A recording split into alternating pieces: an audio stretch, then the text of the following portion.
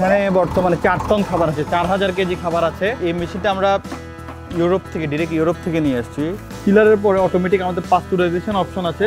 প্রতিটি দানার ভিতরে ডাইজেস্ট যেন ভালোভাবে হয়, অনেকগুলো উপাদান আছে। স্যালেজের একটা গ্রান আছে, ভুট্টার সাইজগুলো একদম টপ।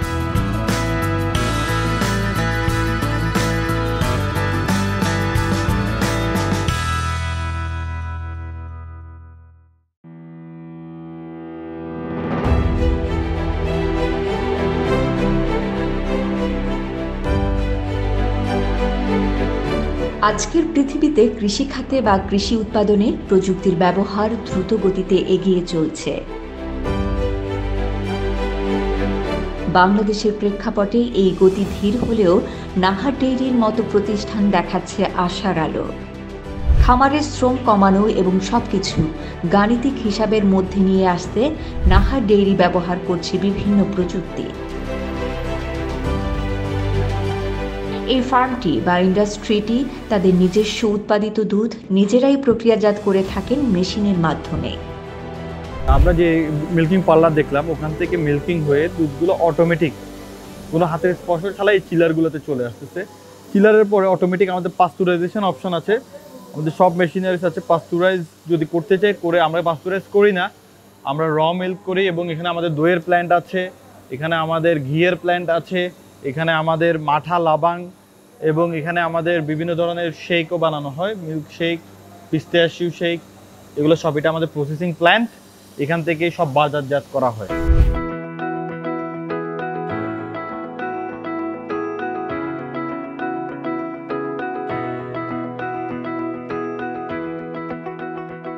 নাহার ডেইরির সফলতার পেছনে রয়েছে তাদের খাবার ব্যবস্থাপনা। এখানে খাবার তৈরি হয় বিশাল মেশিনের মাধ্যমে। কাঁচা ঘাস, সাইলেজ, মোলাসেস, স্ট্র এবং নাহার ডেইরির নিজস্ব ফিড মিলে তৈরি ফিড পরিমাণ মতো মিশিয়ে তৈরি করা হয় খাবার। পেছনে খাবার তৈরি হচ্ছে, আমরা এই পর্যায়ে শুনবো যে কোন উপাদানটি কতটুকু পরিমাণে দিয়ে খাবারটি তৈরি করা হচ্ছে। আমরা কিন্তু দেখেছি যে ঘাস দিচ্ছে গরুকে। আমি যেটা বলেছি, ডেয়ারি ফার্মের জন্য ঘাস অনেক ইম্পর্টেন্ট। আমরা কিন্তু সাইলেজ দিচ্ছি। আমরা ফিড যেটা আমি আপনাকে দেখিয়েছি যে সুষম ফিড, একটা দানার ভিতরে কিন্তু সব ধরনের নিউট্রিশন আছে।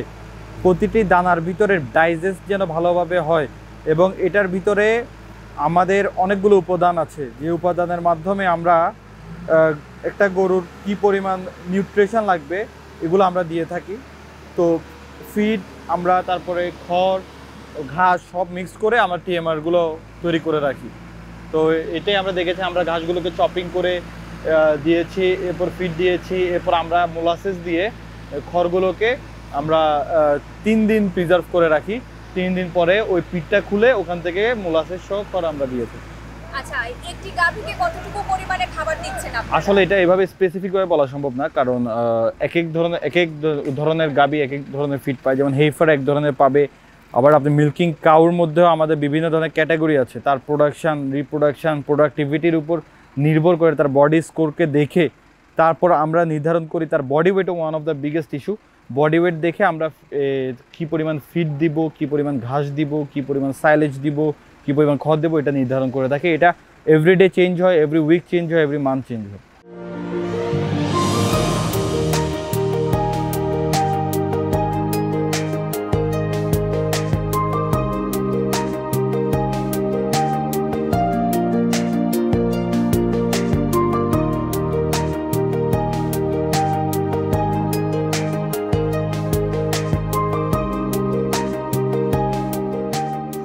আপনারা দেখছেন এটা কিন্তু আমাদের সাইলেজ ফিড। আমরা কিন্তু সাইলেজ বাইরে থেকে কিনি না, আমরা নিজেদের সাইলেজ নিজেরাই করে থাকি, কারণ সাইলেজের গুণগত মান অনেক ইম্পর্টেন্ট। সাইলেজের চপিং সাইজ, সাইলেজে কতটুকু ম্যাশ হচ্ছে, কতটুকু ফার্মেন্টেড হচ্ছে, দেখা যাচ্ছে যে এগুলো আমাদের জন্য অনেক ইম্পর্টেন্ট। আমরা পুরো বছরের জন্য অ্যারাউন্ড 5000 টন সাইলেজ আমরা রিজার্ভ করে রাখি, এবং এগুলো শীতকালে দেখা যাচ্ছে যে কাছাকাছি সরবরাহটা কমে যায়, কারণ ওই সময় পানি সেচ দেওয়াটা সম্ভব হয় না, তখন আমরা সাইলেজের পরিমাণটা বাড়িয়ে দিই। আমি আপনাকে একটু দেখাই আমাদের সাইলেজ কোয়ালিটিটা। আপনি হয়তো গ্রান পাচ্ছেন এখনই, যে সাইলেজের একটা গ্রান আছে। দেখেন আমাদের ভুট্টার সাইজগুলো একদম চপ। তো আমরা আরও কোয়ালিটি নিয়ে কাজ করছি যেন আরও ডেভেলপমেন্ট করা যায়, কারণ আসলে কোয়ালিটি ডেভেলপমেন্টের কোনো বিকল্প নেই। আচ্ছা, সাইলেজটা কি শুধু নিজেদের জন্য করছেন নাকি বাইরেও দেবার কোনো পরিকল্পনা আছে? না, এখন বর্তমানে আমরা যে সাইলেজগুলো করছি এগুলো সব নিজেদের কনজাম্পশনের জন্য, এখনও আমরা বাইরের জন্য বাজারজাত করিনি, কিন্তু যদি বাজারজাত করি এটা আমরা আমাদের পরবর্তী জি জি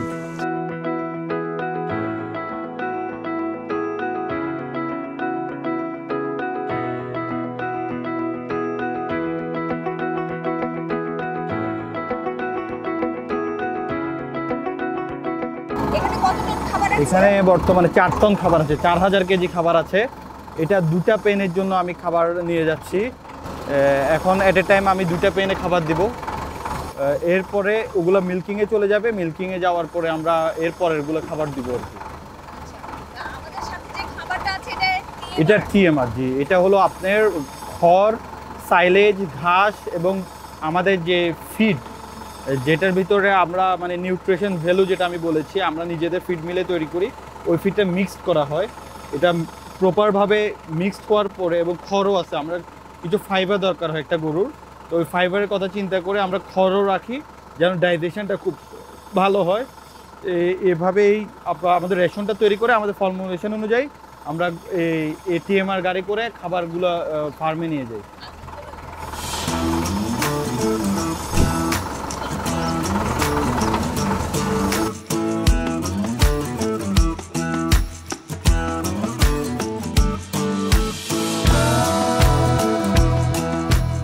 এ এক অভূতপূর্ব অভিজ্ঞতা। খাবারের গাড়ির আওয়াজ শুনেই গরুগুলো সারিবদ্ধভাবে দাঁড়িয়ে যাচ্ছে যার যার নির্দিষ্ট জায়গায়।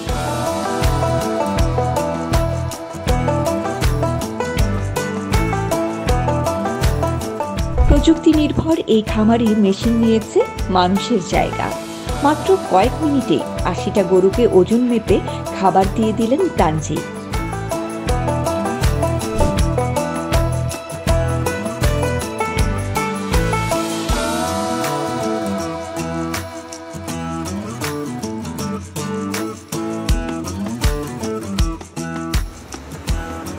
এখানে আপনারা দেখেন আমার পার গরু কিন্তু সেট করা 1.41 লিটার। আমার ভিতরে কিন্তু গরুর দুধ যেগুলো ওগুলো কিন্তু হিটিং অবস্থায় আছে, অটোমেটিক হিটিং হচ্ছে, কারণ আমি ঠান্ডা দুধ যদি খাওয়াই তার পাতলা পায়খানা হবে, নিউমোনিয়া হতে পারে। এই জন্য এই মেশিনটা আমরা ডিরেক্ট ইউরোপ থেকে নিয়ে আসছি। এটা বাংলাদেশে শুধু আমাদের কাছে আছে বর্তমানে। এটার মধ্যে দেখেন 42.7 ডিগ্রি সেলসিয়াসে ভিতরে দুধগুলো আছে বর্তমানে। আর আমি এখন দেখেন আমি যদি এখানে দিই, এখানে সেট করা আছে 1 লিটার 41 গ্রাম সেট করা আছে। আমি যদি এখানে দিই এটা কিন্তু 1 লিটার 41 হয়ে অটোমেটিক অফ হয়ে যাবে, অফ হয়ে গেল।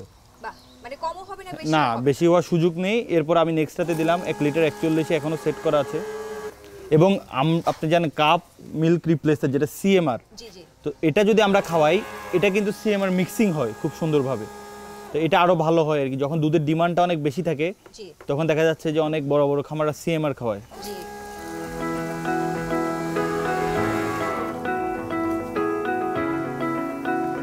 সব বাছুরগুলো এদিকে তাকিয়ে আছে যে কখন তাদের মুখের সামনে দুধ দেওয়া হবে, তাই না?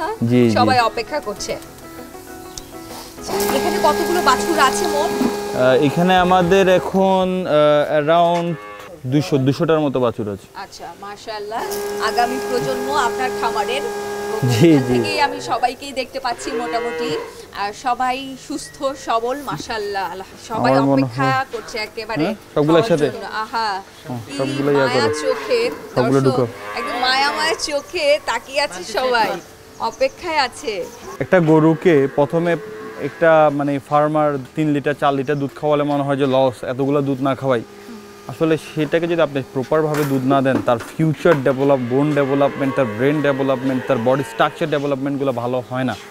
তো এই জন্য আমরা আসলে ওই প্রথমে 4-5 হাজার টাকার কথা চিন্তা না করে যদি আমরা ভালোভাবে তাকে নিউট্রিশনটা দিই, দুধটা দিই, তাহলে কিন্তু তার ডেভেলপমেন্টটাও খুব তাড়াতাড়ি হবে, তার বডি স্কোরটাও ভালো থাকবে, তার বডি স্ট্রং থাকবে এবং সে পরবর্তীতে রিপ্রোডাকশন এবং প্রোডাকশনও ভালো থাকবে।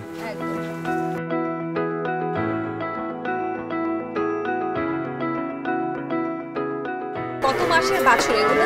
1.5 মাস 1 মাস। তো আমাদের গত মাসে আমাদের মানে নাহার ডেয়ারির রেকর্ডে সবচেয়ে বেশি বাচ্চা দিয়েছে। আমাদের প্রায় 1 মাসে 120টা বাচ্চা দিয়েছে। তো এই জন্য আমাদের আসলে আমরা তো 60 ডেজ আগে নামাই না খাঁচা থেকে, বাট এবার নামানো হয়েছে।